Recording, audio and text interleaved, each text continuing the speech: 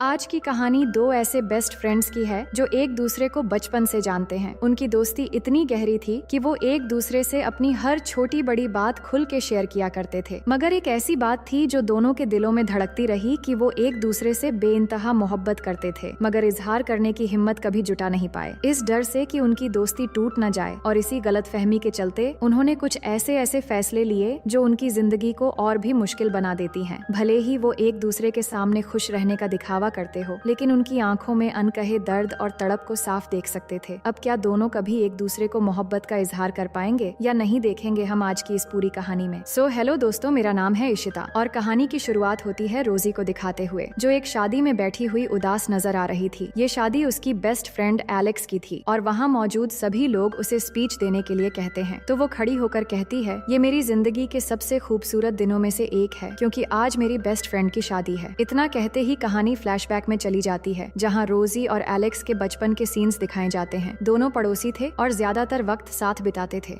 School में एक साथ पढ़ना, मस्ती करना और अपने सपने एक दूसरे से शेयर करना, मानो उनकी दोस्ती किसी कहानी से कम नहीं थी। एलेक्स को अजीब अजीब सपने आते थे, जिन्हें वो सिर्फ रोजी के साथ शेयर करता था। वक्त गुजरता गया और दोनों साथ साथ बड़े होते गए। फिर सीन शिफ्ट होता है रोजी की बर्थडे पार्टी में, जहां वो अब 18 साल की हो चुकी है। सब लोग पार्टी में डांस कर रहे थे। रोजी और एलेक्स भी बाकी सबके साथ मस्ती में झूम रहे थे, लेकिन इसी मस्ती के बीच अचानक वो दोनों इतने करीब आ जाते हैं कि बिना सोचे समझे एक दूसरे को किस करने लगते हैं। पर रोजी अचानक गिरकर बेहोश हो जाती है। अगली सुबह जब उसकी आंख घर पर खुली तो एलेक्स वहाँ पहले से मौजूद था। तो रोजी उससे पूछती है, हम कल रात घर कैसे आए? हम दोनों तो पूरे नशे में थे और मैं गिर भी गई थी। एलेक्स कहता है, मेरी मॉम हमें लेकर आई थी। ये सुनकर रोजी कहती है, कल रात मैं इतनी टल्ली हो गई थी कि पता नहीं क्या क्या कर दी। सोचकर ही शर्म आ रही है। काश हम कल रात की यादों को हमेशा के लिए भुला पाते। ये सुनकर एलेक्स को लगता है कि शायद रोजी को उस किस पर शर्म आ रही है और वो बस दोस्त ही बने रहना चाहती है। इसके बाद दोनों समुद्र किनारे घूमने जाते हैं, जहाँ स्कूल का सबसे हैंडसम लड़का ग्रेग रोजी को प्रोम पार्टी में अपने साथ चलने के लिए कहता है, लेकिन रोजी इनकार कर देती है, क्योंकि उसका प्लान तो एलेक्स के साथ जाने का था। मगर एलेक्स कहता है, अगर तुम्हें बुरा न लगे तो मैं बेथनी के साथ जाना चाहता हूँ। बेथनी असल में उन्हीं की क्लास में पढ़ती है और वो एलेक्स को पसंद भी करती है। ये सुनकर रोजी के चेहरे पर हल्की मायूसी आ जाती है, क्योंकि वो एलेक्स के साथ पार्टी में जाना चाहती थी। लेकिन वो मुस्कुराकर कहती है, कोई बात नहीं, जाओ और मेरी टेंशन मत लो। मैं ग्रेग से फिर से बात कर लूंगी और वो मान भी जाएगा। लेकिन उन्हें कोई आइडिया नहीं था कि यही डिसीजन इनकी जिंदगी को किस तरह से बदलने वाला था। फिर शाम को हम देखते हैं कि एलेक्स रोजी के घर में जाता है, जहां दोनों मस्ती मजाक करते हुए पार्टी के लिए तैयार हो रहे होते हैं। फिर कहानी प्रोम पार्टी पर शिफ्ट होती है, जहां हर कोई मजे से डांस कर रहा था। एलेक्स और बेथनी एक दूसरे के साथ थे, जबकि रोजी और ग्रेग एक साथ डांस कर रहे थे। लेकिन रोजी ग्रेग के साथ कुछ ज्यादा ही क्लोज आ जाती है और दोनों एक कमरे में चले जाते हैं, जहाँ वो इंटीमेट होने वाले हैं। रोजी को कोई अंदाजा भी नहीं था कि वो कितनी बड़ी गलती कर रही है। दोनों का ये फर्स्ट टाइम था, इसलिए वो बहुत नर्वस हो रहे थे और इसी नर्वसनेस के चलते ग्रेग एक बड़ी बेवकूफी कर देता है, जिसमें उसका प्रोटेक्शन रोजी के अंदर ही स्लिप हो जाती है। ये देखकर रोजी घबरा जाती है, क्योंकि उसे डर था कि वो कहीं प्रेग्नेंट ना हो जाए। वो तुरंत एलेक्स को कॉल करती है। पार्टी में तेज म्यूजिक बज रहा था, इसलिए वो लिफ्ट में जाकर ऊंची आवाज में पूरी बात बताने लगती है। एलेक्स ये सुनकर बिना देरी किए उसे डॉक्टर के पास ले जाता है। वहाँ सब कुछ नॉर्मल लगता है, जिससे रोजी को थोड़ी राहत मिलती है। अब डॉक्टर से चेकअप करवाने के बाद दोनों कार से घर लौटते हैं। वहाँ एलेक्स कहता है, शायद हमें यहाँ से कहीं दूर चले जाना चाहिए। मेरे डैड भी यही चाहते थे कि मैं हार्वर्ड यूनिवर्सिटी जाकर होटल मैनेजमेंट का कोर्स करूं। इस बात पर रोजी भी मान जाती है, क्योंकि दोनों का सपना बचपन से ही एक था और रोजी का भी खुद का एक होटल खोलने का सपना था। लेकिन जब वो ये बात अपने पेरेंट्स को बताती है तो उसकी मॉम साफ मना कर देती है, क्योंकि वो उसे इतनी दूर अकेले नहीं जाने देना चाहती थी। पर रोजी के डैड को अपनी बेटी पर पूरा भरोसा था। उन्होंने रोजी का साथ दिया और हार्वर्ड यूनिवर्सिटी में अप्लाई करने की इजाजत दे दी। फिर कुछ दिनों बाद रोजी के नाम हार्वर्ड से इन्विटेशन लेटर आ जाता है। वो ये खुशखबरी सबसे पहले एलेक्स को देने के लिए उसके घर दौड़ती है, लेकिन वहाँ उसे पता चलता है कि एलेक्स तो अपने कमरे में बेथनी के साथ बिजी है और दोनों का आवाज यहाँ नीचे तक आ रही है। लेकिन तभी अचानक उसे उल्टी आ जाती है। वो बहुत ज्यादा घबरा जाती है और तुरंत जाकर एक मेडिकल शॉप से टेस्ट किट खरीदती है और वहाँ टेस्ट करने के बाद उसे पता चलता है कि वो प्रेग्नेंट हो गई है। उसे पहले ही ग्रेग की बेवकूफी की वजह से डाउट था और अब ये पॉजिटिव रिपोर्ट उसके लिए एक सदमे की तरह था। फिर वो एलेक्स को मैसेज करती है कि मुझे तुमसे जरूरी बात करनी है, प्लीज अभी मिलो। पर एलेक्स कहता है मैं बेथनी के पेरेंट्स के साथ डिनर पर जा रहा हूँ, फिर कभी मिलकर बात करेंगे। इस बात पर रोजी और भी ज्यादा दुखी हो जाती है और रोने लगती है। अगले दिन एलेक्स का स्कॉलरशिप लेटर भी आ जाता है और वो खुशी से रोजी के पास आता है और कहता है अब हम दोनों हार्वर्ड साथ चलेंगे। रोजी हल्का सा मुस्कुराकर कहती है बहुत अच्छा हुआ तुम्हारा भी आ गया, पर तुम पहले चले जाओ, मुझे यहाँ कुछ जरूरी काम निपटाने हैं, मैं बाद में आऊंगी। एलेक्स भी मान जाता है क्योंकि उसे यकीन था कि रोजी जल्द ही आ जाएगी, लेकिन रोजी के दिल में कुछ और ही चल रहा था। फिर वो दिन भी आ जाता है जब एलेक्स हार्वर्ड के लिए रवाना हो रहा था। दोनों एक इमोशनल गुड बाय शेयर करने लगते हैं। एलेक्स के लिए ये गुड बाय इतना खास नहीं था क्योंकि उसे लग रहा था कि रोजी भी कुछ ही दिनों में वहाँ पहुँच जाएगी, लेकिन रोजी मन ही मन बहुत दुखी थी क्योंकि वो जानती थी कि अब सब कुछ बदलने वाला था। अब एलेक्स को विदा करने के बाद रोजी उस शॉप ऑनर रूबी से मिलती है जो हाल ही में उसकी दोस्त बनी थी। रोजी अपनी प्रेगनेंसी के बारे में पहले ही उसे बता चुकी थी, तो रूबी कहती है अगर तुम चाहो तो अबॉर्शन कराकर भी एलेक्स के साथ जा सकती हो। रोजी कहती है नहीं, मेरे पेरेंट्स कैथलिक हैं और उनके लिए माँ बनना एक बहुत पवित्र चीज है, मैं ये नहीं कर सकती। रूबी कहती है फिर तुम ऐसा कर सकती हो, कुछ महीनों बाद इस बच्चे को किसी जरूरतमंद पेरेंट्स को दे दो जिन्हें सच में एक बच्चे की जरूरत है और फिर खुद पढ़ाई के लिए निकल जाओ। रोजी इस बात पर सोचने लगती है कि शायद यही उसके लिए सही रास्ता है। इसके बाद रोजी पूरे प्यार और केयर के साथ अपने आने वाले महीनों को गुजारती है और फिर वो खास दिन भी आ जाता है जब उसके घर एक नन्ही सी परी जन्म लेती है। उसकी प्यारी सी मासूम मुस्कान देखकर रोजी का दिल पिघल जाता है और वो डिसाइड कर लेती है कि अब इस बच्ची को किसी और के हवाले नहीं करेगी। आखिरकार वो उसे अपनी बेटी मानकर पालने का फैसला करती है और उसका नाम केटी रखती है। अब रोजी के लिए उसकी जिंदगी का एक ही मकसद था, केटी की सबसे अच्छी माँ बनना, लेकिन ये इतना आसान नहीं था। सिंगल मदर बनकर एक बच्चे को पालना किसी चुनौती से कम नहीं था। ऊपर से ग्रेग जो केटी का फादर था, वो तो ये सब सुनते ही गायब हो चुका था। रोजी को अपनी बेटी के लिए खुद ही हर मुश्किल का सामना करना था। फिर कुछ महीनों बाद एक दिन रोजी अपनी बेटी को लेकर वॉक कर रही होती है कि अचानक उसकी नजर बेथनी पर पड़ती है। रोजी उसे देखकर छिपने की कोशिश करती है, लेकिन बेथनी उसे देख चुकी थी और केटी को देखते ही वो समझ जाती है कि ये रोजी की ही बच्ची है। भले ही अब बेथनी और एलेक्स का रिश्ता खत्म हो चुका था, लेकिन वो ये खबर एलेक्स तक पहुंचा देती है। कुछ ही दिनों बाद अचानक एलेक्स रोजी से मिलने उसके घर आ जाता है। रोजी उसे देखकर घबरा जाती है और केटी की चीजें जल्दी से छुपाने की कोशिश करती है, लेकिन एलेक्स को तो ये पता चल चुका था। वो पूछता है रोजी तुमने मुझे ये सब पहले क्यों नहीं बताया? रोजी कहती है अगर मैं बताती तो तुम मेरे लिए अपने सपनों को छोड़कर रुक जाते और हार्वर्ड पढ़ाई करने कभी नहीं जाते। मैं ऐसा नहीं चाहती थी कि तुम्हारा सपना मेरी वजह से टूट जाए। एलेक्स गहरी सांस लेकर पूछता है इसका फादर कहाँ है? रोजी कहती है ग्रेग को जैसे ही बच्चे के बारे में पता चला तो वो भाग गया। फिर एलेक्स कहता है क्या मैं केटी का गॉडफादर बन सकता हूँ? रोजी के लिए ये बहुत खुशी की बात थी। उस दिन रोजी और एलेक्स समंदर के किनारे जाकर ढेर सारी बातें करते हैं। रोजी भावुक होकर कहती है मैं कभी नहीं चाहती थी कि तुम इस बारे में जानो, क्योंकि तुम वो अकेले इंसान हो जिसने मुझे हमेशा वैसे देखा है जैसा मैं सच में हूँ। हमारे सपने एक थे, लेकिन अब मैं बदल चुकी हूँ और तुम भी ये जान चुके हो। इस बात पर दोनों बहुत इमोशनल भी होते हैं। फिर कुछ दिनों बाद एलेक्स वापस बॉस्टन चला आता है। वहाँ जब एक बार में बैठा होता है तो उसकी मुलाकात यूनिवर्सिटी की सबसे खूबसूरत लड़की सैली से होती है। सैली खुद आगे बढ़कर उसे प्रपोज कर देती है और फिर दोनों एक दूसरे को डेट करने लगते हैं। लेकिन इस सब के बावजूद एलेक्स रोजी और केटी के साथ हमेशा टच में रहता है। वो केटी के लिए प्यारे प्यारे गिफ्ट्स भेजता रहता है और रोजी उसे अपनी बेटी की हर छोटी बड़ी चीज बताती रहती है। इसी दौरान रोजी को एक होटल में नौकरी भी मिल जाती है, जिससे उसकी जिंदगी धीरे धीरे संभलने लगती है। समय बीतता जाता है और देखते ही देखते 5 साल गुजर जाते हैं और केटी भी अब काफी बड़ी हो चुकी थी। वहीं दूसरी तरफ एलेक्स और सैली अब पूरी तरह साथ रहने लगे थे, लेकिन उनका रिश्ता धीरे धीरे कमजोर पड़ने लगा था। अब उनके बीच छोटी छोटी बातों पर झगड़े होने लगे थे और ऐसा लग रहा था कि वो दोनों एक दूसरे से खुश नहीं थे। इधर रोजी अपनी बेटी को खुश रखने के लिए हर वक्त उसके साथ रहती है ताकि उसे अपने पिता की कमी महसूस न हो। तभी एक दिन उसे एलेक्स का मैसेज आता है रोजी मैं तुम्हें बहुत मिस कर रहा हूँ, क्या तुम बॉस्टन आ सकती हो? रोजी इस बात से बहुत खुश हो जाती है क्योंकि उसे एलेक्स से मिले एक लंबा अरसा हो चुका था। तो बिना वक्त गवाए केटी को रखकर वो फौरन अगली फ्लाइट पकड़कर बॉस्टन पहुंच जाती है। एयरपोर्ट पर जैसे ही दोनों मिलते हैं तो उनकी वही पुरानी खुशी लौट आती है। पहले की तरह वो फिर से ढेर सारी मस्ती करने लगते हैं। रात भर पार्टी करते, डांस करते और एक दूसरे की कंपनी का भरपूर मजा उठाते हैं और उन लम्हों में दोनों अपनी पुरानी यादों को फिर से जीने लगते हैं। फिर अगले दिन यूं ही टहलते हुए वो उसी यूनिवर्सिटी में पहुंच जाते हैं जहां पढ़ना कभी रोजी का सपना हुआ करता था। लेकिन अब उसे इस बात का कोई अफसोस नहीं था कि उसने केटी को जन्म देने के लिए अपनी पढ़ाई छोड़ दी थी। वो एलेक्स को बताती है केटी सच में बहुत प्यारी बच्ची है और सबसे खास बात ये है कि वो कभी भी मुझे ग्रेग की याद नहीं दिलाती, बल्कि हर वक्त तुम्हारी बातें करती रहती है और बातों बातों में यहाँ उनकी नजदीकियां बढ़ने लगती हैं और रोजी एलेक्स को किस करने वाली होती है, लेकिन एलेक्स कहता है शायद हमें अब चलना चाहिए, देर हो रही है। फिर शाम को डिनर के लिए एलेक्स रोजी को अपने घर ले आता है। डिनर टेबल पर सभी मौजूद होते हैं और सैली का भाई फिल भी उनके साथ था। सब कुछ ठीक चल रहा होता है, पर वहाँ रोजी को एक बात पता चलता है कि सैली प्रेग्नेंट है। ये सुनकर रोजी को झटका लगता है क्योंकि एलेक्स ने उससे इतनी बड़ी बात छुपाई थी। लेकिन फिर एलेक्स और सैली के बीच किसी बात को लेकर बहस छिड़ जाती है और गुस्से में सैली सारा डिनर गिरा देती है। लेकिन फिर माहौल को संभालने के लिए वो कहती है कोई बात नहीं, वैसे भी हमने एक एग्जीबिशन के लिए टिकट बुक कर रखा है, कुछ ही देर में वहाँ चलेंगे। अगले सीन में सभी एग्जीबिशन पहुँचते हैं, लेकिन वो जगह एलेक्स और रोजी दोनों के लिए बोरिंग होती है। एलेक्स वहाँ सैली को अकेला छोड़कर नहीं जा सकता था, इसलिए रोजी चुपचाप वहाँ से बाहर निकल आती है। एलेक्स उसे देखता है तो वो भी उसके पीछे पीछे आ जाता है, तो रोजी गुस्से में उसकी तरफ मुड़कर कहती है तुमने बताया तक नहीं कि सैली प्रेग्नेंट है, मुझे लगता है कि तुम्हारे और उसके बीच बहुत प्रॉब्लम्स हैं। और गुस्से में ये तक कहती है कि तुम यहाँ बड़े लोगों के साथ होने का बस शो ऑफ कर रहे हो, असल में तुम बहुत तकलीफ में हो और इसे मानने से भी इनकार कर रहे हो। उसकी अजीब बातें सुनकर एलेक्स को भी काफी गुस्सा आता है और वो कहता है तुमने कभी अपनी खुद की जिंदगी में गौर किया है? तुम शायद मेरा बड़ा घर, खूबसूरत वाइफ और मेरी यहाँ की लाइफस्टाइल देखकर जेलस हो रही हो। मैं यहाँ पर तुमसे ज्यादा खुश हूँ और हाँ, मेरा एक बच्चा भी होने वाला है जिसके पास माँ और बाप दोनों होंगे, न कि सिर्फ एक। ये सुनकर रोजी का दिल टूट जाता है और वो वहाँ से गुस्से में ये कहकर चली जाती है कि सब कुछ जब खत्म हो जाएगा तो रोते हुए मेरे पास वापस मत आना। इसके बाद रोजी वापस आकर एक नए घर में शिफ्ट हो जाती है जहाँ अब सिर्फ वो और केटी रहते हैं। रोजी घर पर बैठी होती है तो वहाँ उसे केटी की एक ड्राइंग मिलती है जिसमें एक पूरी फैमिली बनी होती है। रोजी को एहसास होता है कि भले ही वो केटी को हर खुशी देने की कोशिश कर रही थी, लेकिन एक पिता की कमी शायद कभी पूरी नहीं हो सकती। रोजी तस्वीर को देर तक देखती है और फिर उसे ग्रेग को सेंड कर देती है। अगले दिन जब रोजी होटल में काम कर रही थी तब अचानक ग्रेग वहाँ आ जाता है। रोजी उसे नजरअंदाज करना चाहती थी, लेकिन ग्रेग उससे माफी मांगने लगता है कि रोजी, जो कुछ भी हुआ उसे भूल जाओ और मुझे माफ कर दो। मैं डर गया था और शायद तुम यकीन न करो, लेकिन इन 5 सालों में हर दिन मैंने तुम्हें मिस किया है। बस एक आखिरी मौका दो एक अच्छा डैड बनने का। अब इतना सुनने के बाद रोजी कहती है ठीक है, लेकिन एक शर्त पर, तुम्हें केटी के लिए एक बेस्ट डैड बनना होगा। ग्रेग मान जाता है और सच में एक अच्छा डैड बनने की कोशिश करता है। वो रोजी और केटी का पूरा ख्याल रखने लगता है और उनके साथ अच्छा समय बिताने लगता है और इस तरह धीरे धीरे वो रोजी के बहुत करीब आ जाता है और उनकी बॉन्डिंग बहुत अच्छी हो जाती है। फिर एक दिन चर्च में रोजी और ग्रेग शादी कर लेते हैं क्योंकि यही उनके लिए सबसे सही फैसला था। अब उनका छोटा सा परिवार पूरा हो चुका था और वो बेहद खुश थे। लेकिन दूसरी तरफ एलेक्स की जिंदगी में मुसीबतें बढ़ गई थीं। वो और सैली अब अलग हो चुके थे क्योंकि सैली किसी और के साथ अफेयर में थी और ये बात रोजी को तब पता चलती है जब वो सैली से बात करने के लिए फोन करती है। ये जानकर उसे बहुत दुख होती है कि एलेक्स और सैली अब अलग हो चुके हैं और ये बात एलेक्स ने उसे बताया तक नहीं। इसके बाद दोनों की मैसेज पर बात होती है जहाँ रोजी उस दिन गुस्सा करने के लिए माफी मांगती है। एलेक्स बहुत परेशान था और वो रोजी को कहता है कि उसने उस दिन प्रेगनेंसी की बात इसलिए नहीं बताई थी क्योंकि वो बच्चा उसका था ही नहीं बल्कि सैली के दूसरे बॉयफ्रेंड का था। एलेक्स की परेशानी सुनकर रोजी को भी बहुत बुरा लगता है, लेकिन वो कर भी क्या सकती थी। फिर कहानी 5 साल आगे बढ़ जाती है। अब केटी काफी बड़ी हो चुकी थी और उसका एक बहुत ही क्लोज फ्रेंड भी बन गया था जिसका नाम है टोबी। उन्हें देखकर रोजी को अपना बचपन याद आने लगता है। फिर एक दिन रोजी के पेरेंट्स और कुछ रिश्तेदार एक वेकेशन पर जाते हैं जहाँ जाने का सपना रोजी के डैड ने हमेशा देखा था। इसके बाद होटल में रोजी की मुलाकात बेथनी से होती है जो इसी होटल में रुकने के लिए आई थी। दरअसल बेथनी अब काफी अमीर हो चुकी थी और अक्सर अलग अलग देशों में घूमती रहती थी। जब रोजी उसे एलेक्स के बारे में बताती है तो बेथनी कहती है मैं बोस्टन जा रही हूँ तो वहाँ उससे मिल लूंगी, तुम बस मुझे उसका एड्रेस दे देना। कुछ दिन बाद रोजी को उसकी माँ का कॉल आता है और वो उसे बताती है कि रोजी के डैड की मौत हो गई है। इसके बाद फ्यूनरल के समय पूरा परिवार वहाँ मौजूद होता है और रोजी अपने डैड के लिए बहुत रोती है। एलेक्स वहाँ रोजी से पहले पहुँच जाता है जो देखकर उसे बहुत अच्छा लगता है। वो रोजी के पास आकर उसे दिलासा देने लगता है। तभी ग्रेग वहाँ रोजी को लेने के लिए आता है, मगर वो बिल्कुल भी दुखी नहीं था बल्कि उसने शराब पी रखी थी और वो एलेक्स से भी बदतमीजी से बात करता है। ये देखकर एलेक्स को बहुत अजीब लगता है कि रोजी किस तरह के आदमी के साथ रह रही है। इसके बाद वहाँ से निकलकर एलेक्स रोजी के लिए एक लेटर लिखता है जिसमें उसने अपने दिल की सारी बातें लिखी होती हैं। लेकिन ये लेटर पहले ग्रेग के हाथ लग जाता है और वो इसे पढ़कर छुपा देता है। फिर वो रोजी को उसके डैड का एक लेटर देता है जो उसी के साथ आया था। रोजी जब अपने डैड का लिखा आखिरी लेटर पढ़ती है तो उसमें उन्होंने अपने सपने पूरे करने की खुशी का जिक्र किया था। उन्होंने रोजी से कहा था कि वो भी अपने सपने पूरे करे और ये न भूले कि उसके डैड हमेशा उसके साथ हैं। रोजी ये पढ़कर महसूस करती है कि अब उसे भी अपने सपने पूरे करने चाहिए और उसका सपना था अपना खुद का होटल खोलना। अगले दिन एलेक्स रोजी को मैसेज करता है, क्या तुम ग्रेग के साथ सच में खुश हो? उसे लग रहा था कि रोजी को उसका लेटर मिल चुका होगा, लेकिन रोजी कहती है पहले जैसा तो कुछ कुछ नहीं रहा, पर हाँ मैं खुश हूँ। फिर एक दिन रोजी को पता चलता है ग्रेग ने उसी की एक दूसरे होटल में एक सीक्रेट रूम बुकिंग की है जहाँ वो काम करती है। पहले तो उसे लगता है कि शायद ग्रेग ने उनकी वेडिंग एनिवर्सरी के लिए कोई सरप्राइज प्लान किया होगा जो अगले ही हफ्ते आने वाली थी, लेकिन तभी ग्रेग फोन करके रोजी को बताता है कि मुझे कुछ काम से बाहर जाना है, तुम केटी को लेकर मॉम के पास चली जाओ। इससे रोजी को शक होता है तो वो ठीक से जांच करती है और उसे पता चलता है कि ग्रेग असल में उसे चीट कर रहा है, उसने किसी और लड़की के साथ वक्त बिताने के लिए बुकिंग करवाई थी। इसके बाद गुस्से में रोजी सीधे ग्रेग के पास पहुंचती है और सबके सामने ग्रेग को एक जोरदार पंच मार देती है। फिर घर लौटकर वो ग्रेग के सारे सामान बाहर फेंकने लगती है और ये डिसाइड कर लेती है कि आज के बाद वो ग्रेग के साथ कभी नहीं रहेगी। तभी एक ड्रॉर में उसे एलेक्स का वही लेटर मिल जाता है जिसे ग्रेग ने उससे छुपा दिया था। उसमें लिखा था कि रोजी, तुम एक ऐसे लाइफ पार्टनर डिजर्व करती हो जो तुम्हें सच्चा प्यार करे और तुम्हें पूरी तरह समझे। मैं जानता हूँ कि केटी को एक पिता की जरूरत है, मैं तुम्हारी जिंदगी में दखलंदाजी तो नहीं करना चाहता, लेकिन ग्रेग तुम्हारे लिए सही नहीं है। मैं समझ चुका हूँ कि मैं ही तुम्हारे लिए सही हूँ, इसलिए हमें खुद को एक और मौका देना चाहिए। अगर तुम्हें भी यही लगता है तो प्लीज मुझे कॉल करना। मगर ये लेटर तो एलेक्स ने महीनों पहले लिखा था। फिर भी रोजी उसे तुरंत कॉल करती है, लेकिन कॉल पे बेथनी होती है और उसे पता चलता है कि बेथनी और एलेक्स साथ हो चुके हैं, क्योंकि रोजी ने ही बेथनी को एलेक्स से मिलने के लिए कहा था। लेकिन अब वो दोनों सिर्फ साथ ही नहीं है, बल्कि वो जल्द ही शादी करने वाले हैं। ये जानकर वो बहुत दुखी हो जाती है। जब ये सब बातें रूबी को पता चलता है तो वो रोजी को समझाने लगती है कि देखो रोजी, किस्मत तुम्हें बार बार एक संकेत दे रही है। एलेक्स तुम्हें आज भी चाहता है और ये लेटर उसका सबसे बड़ा सबूत है। अगर तुम उससे अभी नहीं मिली तो शायद तुम ये मौका हमेशा के लिए खो दोगी। एक बार फिर से जाओ और एक आखिरी बार किस्मत आजमा कर देख लो। रोजी को रूबी की बात सही लगती है। वो अपनी बेटी केटी, उसके बेस्ट फ्रेंड टोबी और रूबी के साथ तुरंत बोस्टन के लिए निकल जाती है। लेकिन इतना दूर तय करने के बाद जब वो वहाँ पहुँचते हैं तब तक एलेक्स और बेथनी की शादी हो चुकी थी। वो दोनों बहुत खुश नजर आ रहे थे, जिन्हें देखकर रोजी बहुत उदास हो जाती है, लेकिन वो अपने जज्बातों को किसी तरह काबू में रखती है। अब कहानी वापस प्रेजेंट में आती है, जहाँ रोजी अपनी बेस्ट फ्रेंड की शादी में स्पीच दे रही थी। वो एलेक्स और अपनी दोस्ती के बारे में बहुत कुछ कहती है, लेकिन बातों बातों में उसके दिल के हालात भी जाहिर हो जाते हैं। पर आखिर में वो मुस्कुराकर कहती है कि मैं एलेक्स को बहुत प्यार करती हूँ और हमेशा एक दोस्त की तरह करती रहूंगी। उसने दोस्त की तरह इसलिए कहा ताकि एलेक्स को कोई तकलीफ ना हो, लेकिन एलेक्स सब समझ चुका था। अब शादी में डांस शुरू होता है और सभी डांस करने लगते हैं। उसी दौरान टोबी अचानक केटी को किस कर लेता है, जिससे केटी गुस्से में हॉल छोड़कर बाहर निकल आती है। रोजी और एलेक्स उसे देखकर फौरन उसके पीछे जाते हैं और पूछते हैं कि क्या हुआ। केटी कहती है, टोबी ने मुझे किस किया, पर हम तो सिर्फ दोस्त हैं जैसे आप दोनों हो, तो क्या आप दोनों भी कभी किस करोगे? मैं टोबी से कह दूंगी कि ये सब भूल जाए क्योंकि ये गलत है। लेकिन तभी एलेक्स केटी को समझाने लगता है कि देखो केटी, अगर तुमने आज टोबी से कह दिया कि ये किस तुम्हारे लिए कोई मायने नहीं रखती, तो शायद वो बड़ा होकर इसी बात को अपनी जिंदगी का मिशन बना लेगा, दुनिया की सबसे खूबसूरत लड़की से शादी करने का, ताकि वो तुम्हें दिखा सके कि वो कितना ज्यादा खुश है। लेकिन हकीकत में वो तुम्हारे बिना कभी भी खुश नहीं होगा। एलेक्स ये सब केटी से कह रहा था, लेकिन असल में ये शब्द रोजी के लिए थे। रोजी की आंखों में एक गहरी समझ नजर आने लगती है और उसके साथ साथ हमें भी ये पता चलता है कि एलेक्स ने पहले क्यों दूसरी लड़कियों के साथ वक्त बिताया था। 12 साल पहले एक छोटी सी किस ने उनके बीच एक बड़ी मिसअंडरस्टैंडिंग खड़ी कर दी थी और उनकी जिंदगी ने एक अलग मोड़ ले लिया था। अब इतने सालों बाद वो दोनों अपने दिल की बात समझ चुके थे, लेकिन अब वो कर भी क्या सकते थे। इसके बाद रोजी एक आखिरी बार एलेक्स को गुड बाय कहते हुए बहुत दुखी होकर अपनी फैमिली के साथ वापस लौट आती है और फिर शहर आकर कुछ ही हफ्तों के अंदर अपना एक होटल खोलती है, जैसा उसका सपना था। पूरी तैयारी करने के बाद आज होटल का ओपनिंग डे होता है, जहाँ पर सभी मौजूद हैं और सभी बहुत खुश हैं। इसी बीच रूबी भागते हुए रोजी के पास आकर कहती है, हमारा पहला कस्टमर आ गया है, चलो उनका वेलकम करते हैं। रोजी बहुत खुश होकर जाती है और अपने पहले गेस्ट का वेलकम करती है और उसे उसका कमरा देते हैं। होटल की शुरुआत अच्छी होती है और जल्द ही दूसरा कस्टमर भी आ जाता है, लेकिन ये और कोई नहीं बल्कि एलेक्स ही था। रोजी उसे देखकर एकदम शॉक सी हो जाती है। एलेक्स हल्की मुस्कान के साथ कहता है, मैडम क्या मुझे एक कमरा मिल सकता है? मेरे पास कोई लगेज नहीं है और ना ही मेरे साथ कोई और है, मैं बस यहाँ रहने के लिए सब कुछ पीछे छोड़कर आ गया हूँ। रोजी का दिल जोर जोर से धड़कने लगता है। फिर वो एलेक्स को कमरे में ले जाती है, जहाँ एलेक्स उससे कहता है कि आते वक्त मैंने प्लेन में एक सपना देखा जिसमें हम दोनों साथ थे, बिल्कुल इसी तरह जैसे हमें बहुत पहले हो जाना चाहिए था। इतनी दूरियां सहने के बाद आज 12 साल बाद दोनों बहुत खुश होकर एक दूसरे से मिलते हैं। वो समझ चुके थे कि वो एक दूसरे के लिए ही बने हैं। इसके बाद दोनों एक दूसरे को जी भर के किस करते हैं और फिर इंटीमेट भी होते हैं और इसी खूबसूरत मोमेंट के साथ ये प्यारी सी कहानी यहीं पर खत्म हो जाती है। तो दोस्तों, मैं उम्मीद करती हूँ कि ये कहानी आपको बेहद पसंद आई होगी।